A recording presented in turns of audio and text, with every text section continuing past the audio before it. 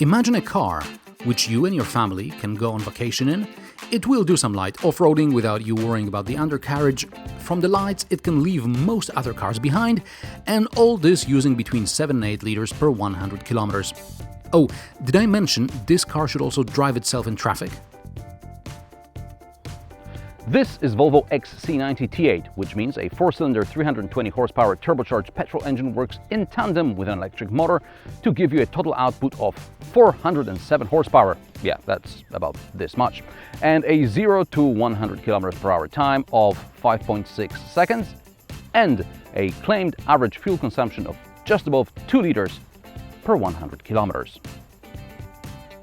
Okay, so the 2 liters is a lab result, but if you drive mainly around the city, you can recharge additional batteries from an electric socket. Yes, this is a plug-in hybrid. By the way, unlike in the Mitsubishi Outlander PHEV, where you can pull the plug out even when the car doors are locked, Volvo locks the plug in place.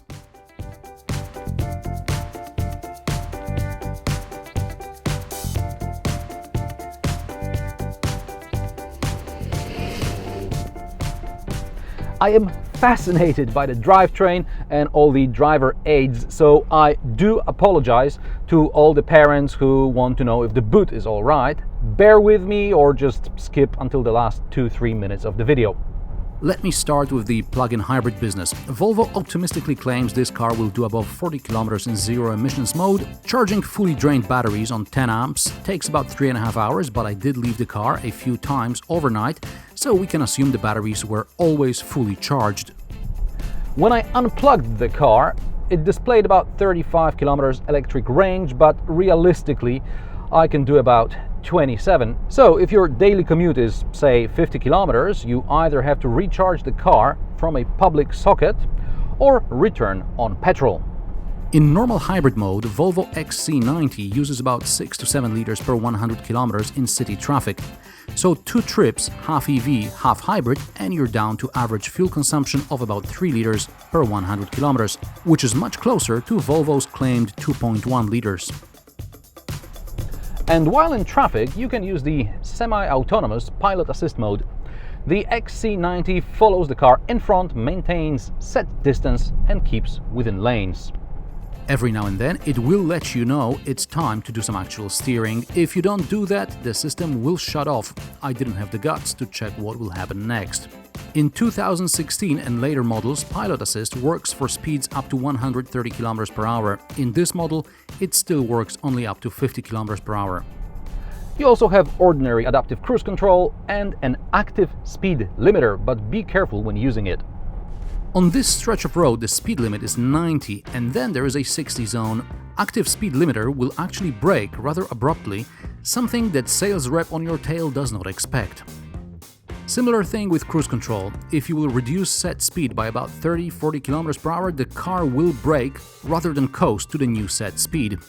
I suspect this has something to do with strict law enforcement in Sweden, but in this part of Europe we're more relaxed about the road code. Last weekend I drove this car for about 600 kilometers and I noticed an interesting side effect to all these driver aids. I mainly chose to follow the car in front and focused on talking to my passenger and admiring the scenery, obviously. I trusted the adaptive cruise control and lane assist and I completely forgot I was driving a car. Over the course of the entire trip I used the brakes maybe a dozen times, mainly when I finally decided to overtake a particularly slow lorry. Volvo did a great job preparing you for the future of autonomous motoring. In 10 years, you won't have to bother driving. In real life, Volvo XC90 T8 uses about 8 liters per 100 kilometers an extra urban cycle. This is of course if you're easy with the throttle and keep the speed within reason. By the way, remember the hybrid has just a 50-liter petrol tank. Okay, so how is it to drive when I actually drive the car rather than let it drive me? It's unobtrusive. It will accelerate, but this is where the 4-cylinder business becomes apparent. Even with combined petrol and electric power, 4-cylinder engine sounds strained under hard acceleration. It may do 0 to 100 km per hour in 5.6 seconds, half a second quicker than an Audi Q7 with a 3-liter V6, but the Q7 sounds better and it feels better upon hard acceleration. Brakes in the XC90 bite rather low, and the car likes to dive, even when braking very lightly. Perhaps the late bite has something to do with energy recuperation. This test example has air suspension which drops 10 mm above 100 km per hour and can be raised 40 mm in all-wheel drive mode. The optional 22-inch rims may look great with the R-Design styling package, but on rougher surface damping leaves a lot to be desired. So unless you live in a place where roads are absolutely perfect, go for smaller rims. 18-inch are the smallest available overall, and 20-inch are standard on R-Design. Speaking of modes and other settings, Volvo doesn't seem to want you fiddling with them. In older models, you had physical buttons to turn things on and off. Here you have to click through the extensive menu, and I bet in the long run you won't bother. Changing driving modes requires you to press the roller next to the gear lever, and then to roll it, and then to press it again. In an emergency situation, there is no way you'll find a power mode. So if you're not sure you have enough place to overtake, don't. You can choose between default hybrid mode, efficient, all-wheel drive, power, safe and individual. In safe mode, you just use petrol engine and save the batteries for later, like in a zero emissions zone.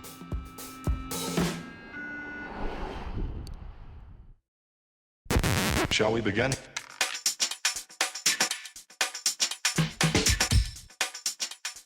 There are two displays in the cockpit. One is the virtual dials and the other one is the central tablet-like control panel. Depending on the drive mode, the driver can see a speedo and either an eco indicator or a regular rev counter. Between the dials is either sat-nav, infotainment system information, or just a blank space. I don't like a separate window pops up when I want to see trip data. If you want to follow average economy, etc., you have to watch it on the central display in a separate section. I also failed to find points of interest search. There is only a list of points along the set route.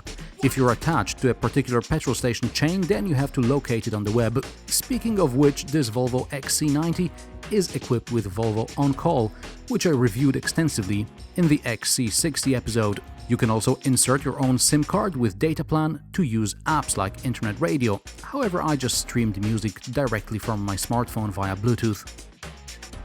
The cockpit is simple and functional. There's a large glove box and small storage under the armrest with USB port and a 3.5mm socket. I wouldn't mind more USB ports in a family car like this one. I'm also concerned with sounds coming from the center console. Not what you expect from a car, prices of which start at €50,000, and this test example costs around 100 grand. Also on bumpy roads, the cup holders get annoyingly loud.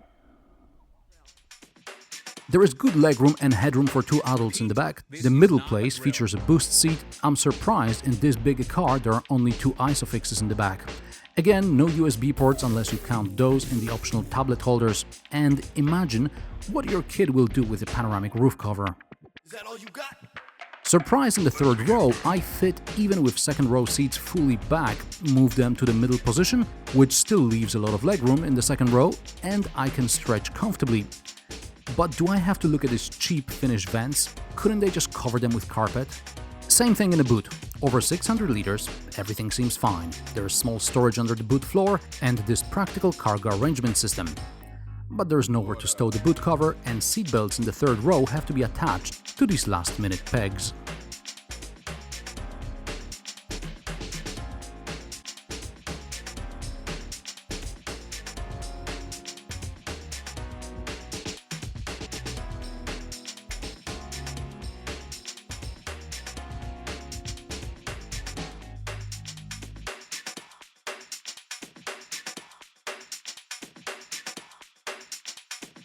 Oh, for sure. Do I like Volvo XC90? Very much, especially the hybrid. And I don't mind, it almost drives itself. I always thought a Volvo is a car to travel safely from A to B. And the less I have to be involved, the better. And what do you think about the autonomous future of motoring? Let me know in the comments below. Rate, share and subscribe. New reviews every Friday. If you like what I do, please consider supporting me on Patreon or PayPal. You will find the links in the description below. Thanks for watching, and I'll see you next time.